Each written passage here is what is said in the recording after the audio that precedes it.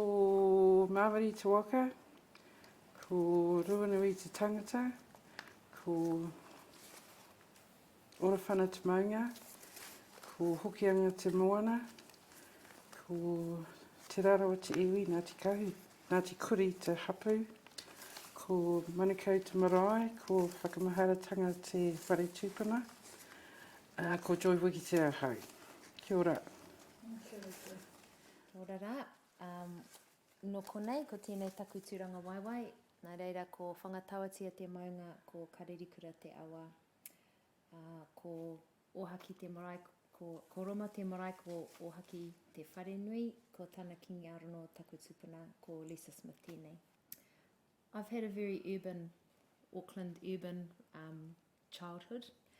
Mum is from here, so we always knew that we were from here and that we had a marae. And we came back maybe once or twice a year for tangi when we needed to. But it was always a long way to travel, and my dad is English, and there were often some, I guess, tensions about those two different cultures and what was important and what was, worth the petrol money to travel and that sort of thing. So I always had a very strong sense of being Māori and belonging to a place, but that experience was certainly centred in the city. And I think looking like I do, the connection back home was always something that was really important to me, but I think that strong sense of being Māori and being a Māori woman was probably fostered more with my experience being at school and having our school marae there and being part of kapahaka and the wonderful whaia that we had at school. So, yeah. Mum and Dad were both Māori. They were with the urban shift from the country to the city. Dad worked on the railways and Mum looked after the children. Number 4 of 10. We went to a Catholic school and brought up as Catholics. Mum and Dad didn't speak Māori, but they could understand it. We were brought up in Auckland, and we used to come up to Kaitaia, Ahipara and Hinekura for the holidays every year, and we liked to spend our time at the beach at Ahipara and not so much at the bush. Yeah, so there was quite a few kids and we all had our certain jobs to do. I had one older sister and 2 older brothers. The boys just went off and did their sports and stuff, and me and my older sister and I, we were in doing the dishes and cleaning up and looking after the other children as they came along. Yeah. If I first think about the literal resource, the actual resource of the harakeke, for me, it speaks about a connection to land, a grounding to place and to the whenua, and also the importance of preserving that resource. And then if I take that into, I guess, a whānau sense, it's about the way that I connect to and relate to family. And when I speak about family, I mean in a broad sense, not the close, not just my little nuclear family, a whānau in a really broad sense. For example, the way that I've been taught, and I'm very lucky to be sitting here with my kaiako, one of my very first teachers, that when the harakeke is harvested, there are so many tikanga that go around protecting and conserving that resource, that the young tender shoots, the knife is cut away from the centre so that those precious ones are not damaged. And if I think about the almost our original instructions, our traditional, what I understand to be a traditional way of caring for children, there was never any of that corporal punishment. There was never any of that smacking of children or disciplining like that.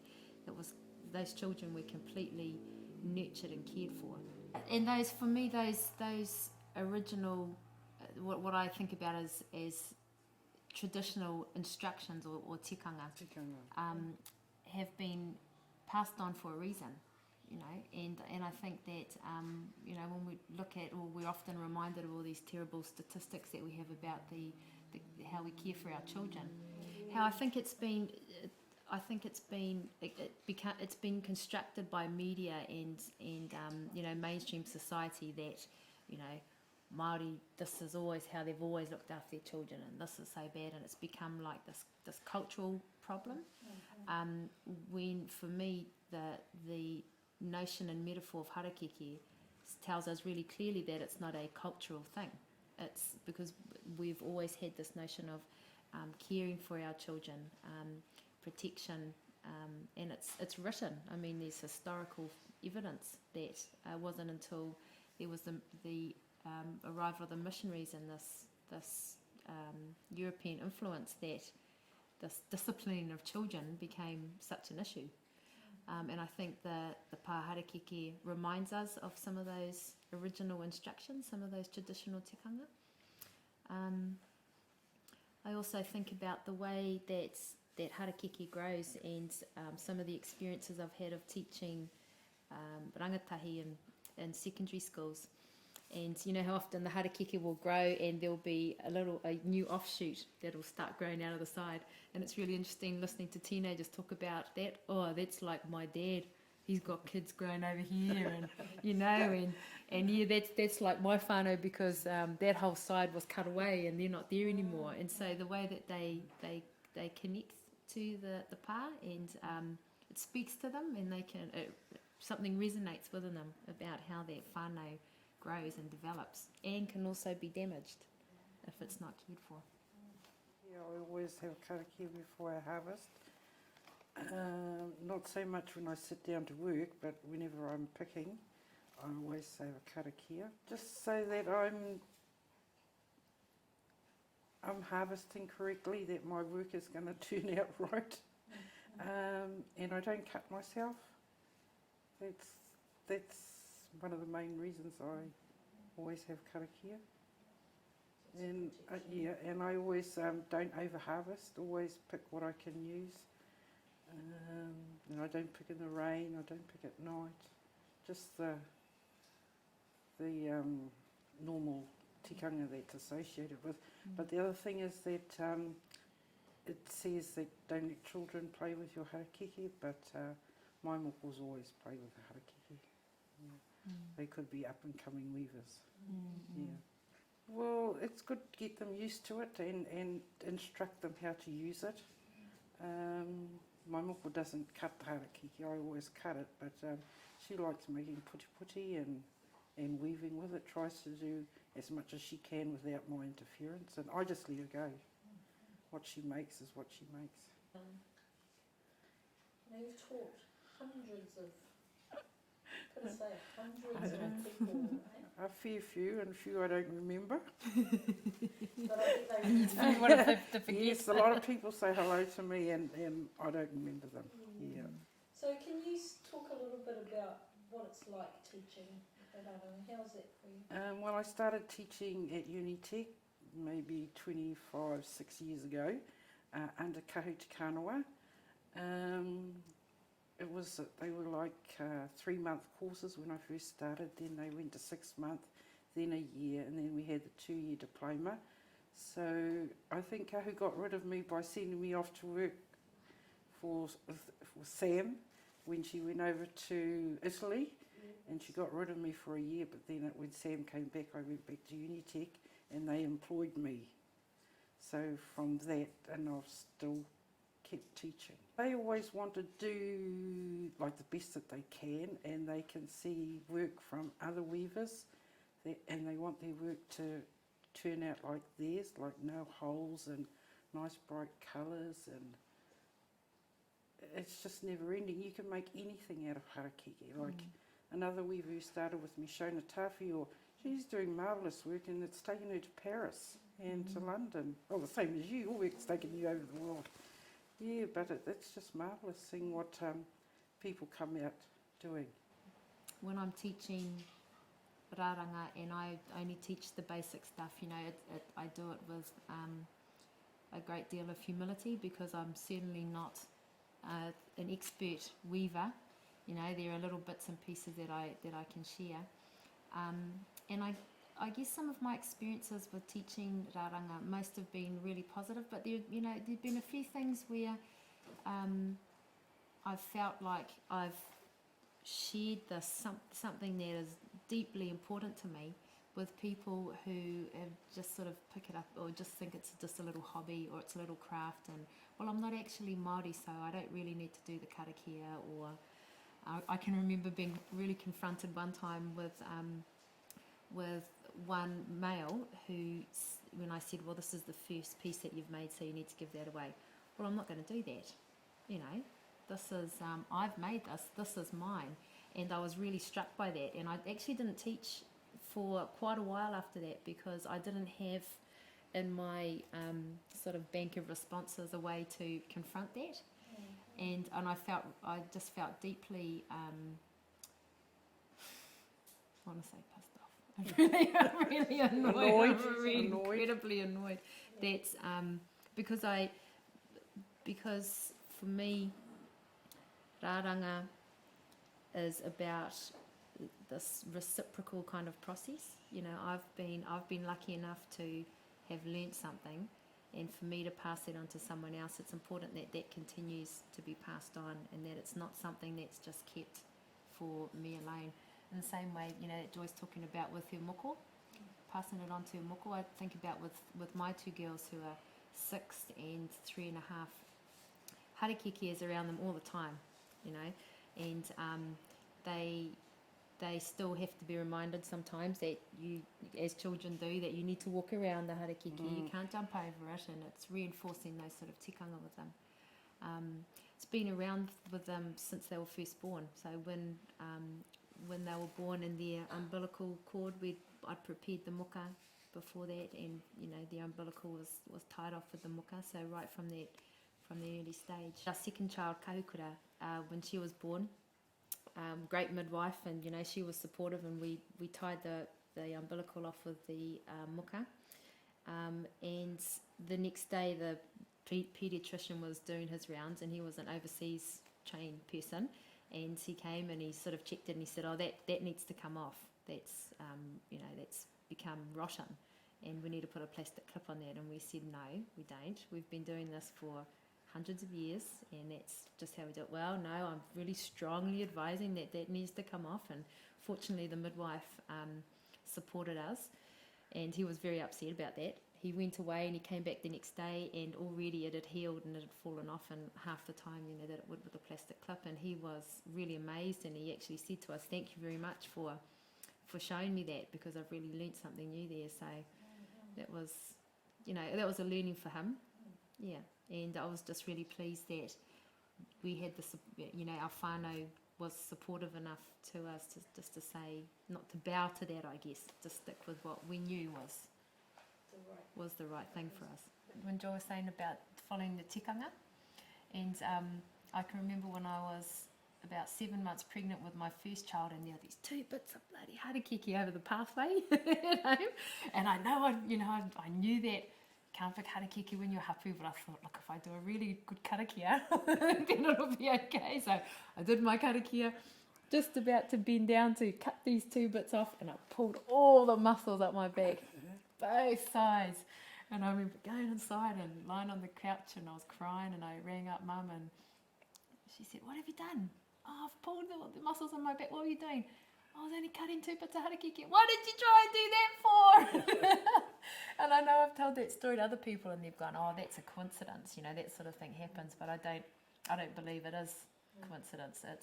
I knew that it shouldn't have been done. I knew that it was going against something that I'd been taught, and the harakeke reminded me. Yeah, but you finish what you start, abide by the rules, and to share your knowledge. I think there's some really great lessons in the process of rāranga, particularly for our young children, or no, just young children and teenagers, you know, in this sort of day and age where everything's instant, bang, bang, bang, and it's short and sharp kind of stuff. There's a real skill in being able to sit down for an hour, 2, 3 hours sometimes to complete something. It's about being still and that perseverance to finish something off. And Concentrating, patience. Yeah, the patience to do it. And I see that with our oldest girl. You know, she's still at that stage where, I've just got to hurry up and do it because I've got to go on and do something else. And I think she gets that from her mother sometimes. Okay. But that patience to sit there and to be still and to find the mistake, you know, rather than just kind of moving on, because it's not one of the things I love about rāranga is that you can't, if you've got a mistake, you can't keep going. It's quicker to go back and fix to it, go back and carry on. Yes, yeah, and I think there's some good lessons in life about that. You know, I can remember with you at Unitech, and I was going around and around. I knew there wasn't an udder, but I thought if I just keep going, and then I'll tuck a few bits in at the end, and no, I had to bring it right back down, and the mistake was right at the bottom. So there was a real lesson in that, you know, rather than just keep digging your hole deeper and deeper, go back, fix it, and then go on. Learn from. For me, there's something very matriarchal in harakeke and the pā harakeke, and I've always just sort of naturally for me connect that with things female. So papa tuanuku, yeah, definitely for me.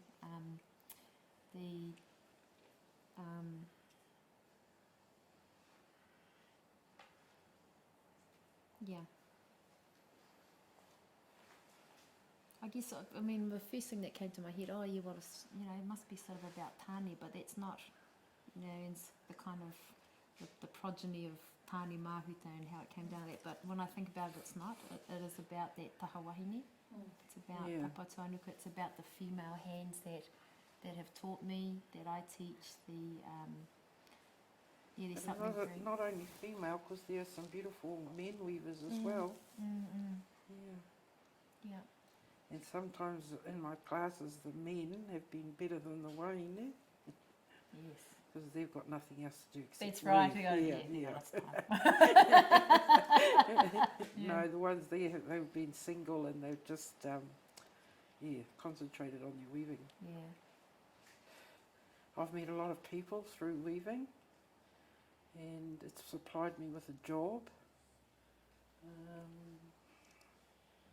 I've learnt a lot of things besides weaving. And weaving's everything to me. Well, everything I do is really concentrated around my weaving, because I work teaching weaving. And then when I'm not working, I'm weaving. Sometimes I have to go to sleep, but when I'm sleeping, I'm dreaming I'm weaving, or what I'm going to make next.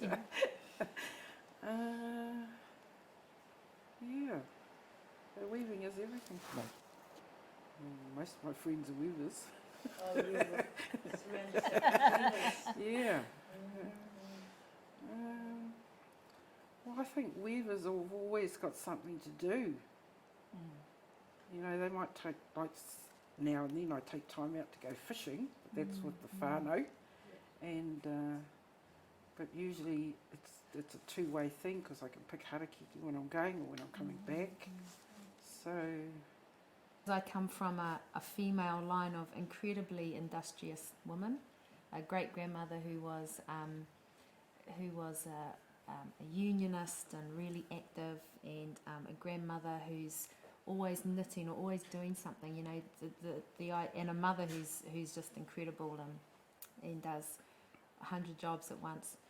I guess there's never this notion of I've got nothing to do, or I'm a bit bored, and I've got people in our family who've retired, and you know they say, oh, just so boring, and they've got nothing to do. And I remember thinking, if that was me, I'd be weaving. There is always something, something to do.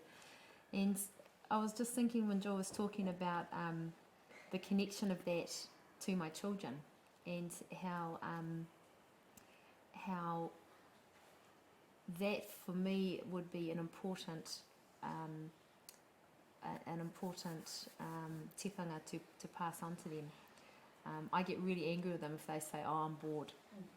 That's something that I just don't accept.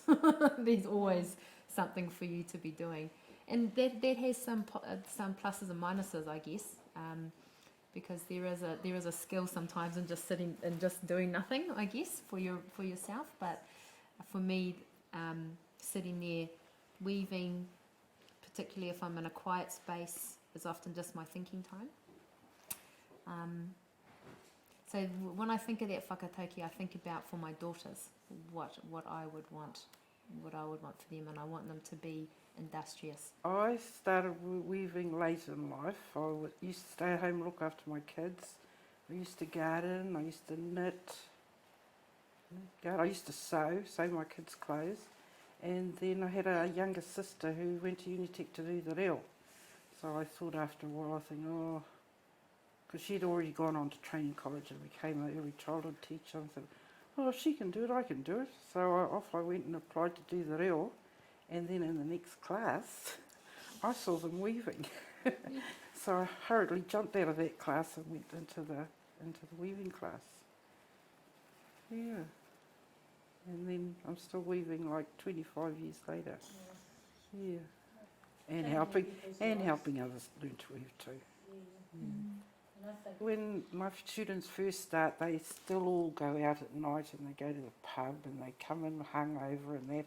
And then as they progress, even smoke, they're out every hour having a smoke, but I can't talk about it because I was the number one worst smoker. But now I've finished, yeah. And you'll notice that as time goes on, they're not going out for a smoke as often, or they're coming early to work to weave, and they're staying later. And when the weekend comes around, they're sober and they're not going to the pub as much. So I think their lives change around once they start weaving, because you can't weave when you're drunk. Yeah. And they might miss out on something if they're out smoking, although it took me a while to realise that. Yeah. So their lives do change. Your life does change. It's work ethic. I think there's so many. Why I'm sort of hesitating is that I think there's so many parts to it. There's the environmental side. If we the tangible things, if we don't care for this resource, then it won't be there next time you need to go and pick some more. If you over harvest, then the resource is going to go. We have to wait longer for it to grow back. You have to wait longer, yeah. The whole idea of making your pieces and giving them away, that sharing of the knowledge, that idea of, the Buddhist idea of, they sort of call it that idea of impermanence, that they've made this thing, but it's not ours to keep. It's to be shared, and it's to be given away. And also that sense of not just the physical weaving that the hands do, but the weaving that happens as part of the whanaungatanga. It's that it's coming back up here once a month. The actual making the pōtai or the kete is kind of the secondary thing. It's the sitting there and it's the listening, talking and chatting and have a cup of tea. Laughing. Yeah. And for me, I was just reflecting on the question that you asked before about the role that harakeke has played. And when I had 5 years overseas in London and came back with absolutely broke, not a single cent to my name, flew in on the airplane on the way home, had a knife in mum's car, cut some harakeke, wove these kete, sat outside the countdown at Westgate, sold some kete so I could go on and buy some kai. So there's been times where it's literally woven me out of, you know, poverty when and putting some food on the table. But I think the most important thing, if I go, you know, right back to that beginning of the journey, I've always, when I was 18, I really wanted to make a kete. I wanted to find somewhere to go, and I was actively looking for somewhere. Mum couldn't supply that for me because, you know, we were still on that kind of revitalisation, rediscovery journey, and it really played a big part for our whānau about reconnecting back here. And when I think about the way that rāranga has literally, for me, woven me back into this place, is something that I didn't know was happening all those years ago when I was 18, but now that it's this far down the journey, you know, being able to come back with joy, it's like this aho, this continuous aho that's kept us together. And I'll just be forever grateful that this wonderful, beautiful resource called harakeke has woven our ties back to this place here, and Back to where you come from. back to where I come from. That's right. And you know, Auntie Pare, and knowing that I was going to be driving up here and doing this today, when I drove up yesterday, my whole thoughts through that whole time were about, God, I'm so lucky that I'm part of this, and not just for me. It means that my children come back here. It means so that the generations after me, but I also think about the ones before, like for Mum. You know, it's been really something really special for her too, to have those ties back here, have our feet back on the soil. So the being involved with rāranga and harakeke right from that early time, has it been fate? Has it been something that I've had to find? I don't know. I can't answer that question, but I just know that it has. And there's, yeah. I think it all comes back to the nurturing. If your kids, like same as the Haraki bush, if your kids are brought up in a nurturing environment, that sets them up for their pathway in life. So, and if you clean your Haraki bush, you know, it's always the ones coming later that are better than the first ones. The first one's kind of rough and hard, and the more you pick your bush, the better it is. So it's the nurturing that's going to help your family in the long run, your children. Yeah. And it's never too late for that nurturing. No. Yeah, it's never too late to clear out the old bits, and bring the bush back to life.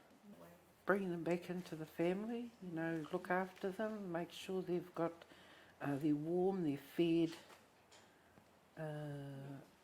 and they're happy. And part of something. Yeah, part of and something. they're with you.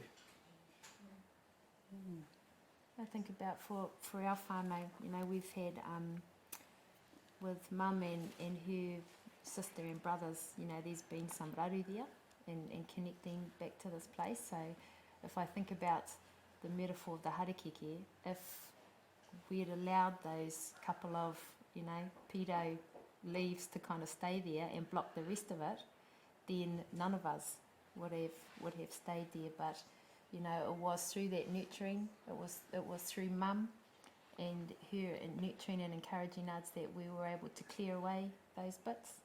And now we've got this new kind of growth coming through. We've got my children coming through, my cousin and his children, and that next generation coming through. So it's not too late, because if we just left those pedo bits in there, well, that whole thing can go. That whole whānau can perhaps lose that connection altogether. So it's a never-ending journey. And if I ever sat there and sort of thought to myself, oh, I know everything about this now, you know, it's just never gonna, it's never gonna happen.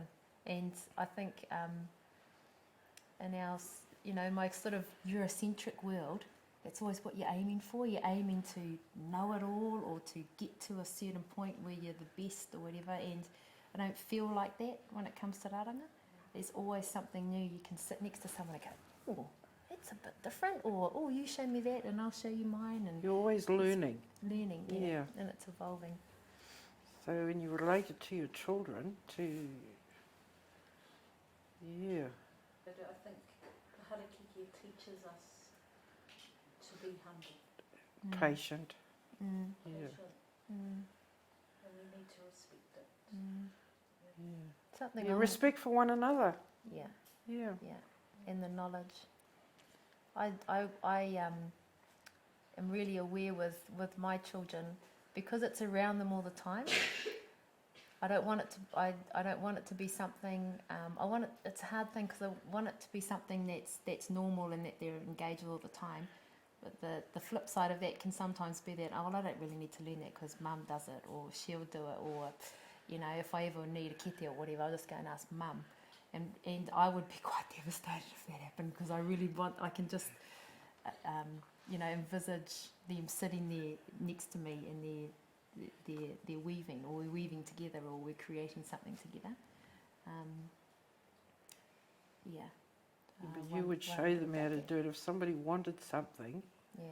you'd show them how to do it. You wouldn't just do it for them. Yeah. Yeah. Mm. Yeah. That would be your time together with that person, showing them how to weave. Yeah. And it becomes that special time. Yeah. Oh, that's my time with Nan. I sit Yeah. there with Nan, or I sit there with Mum, or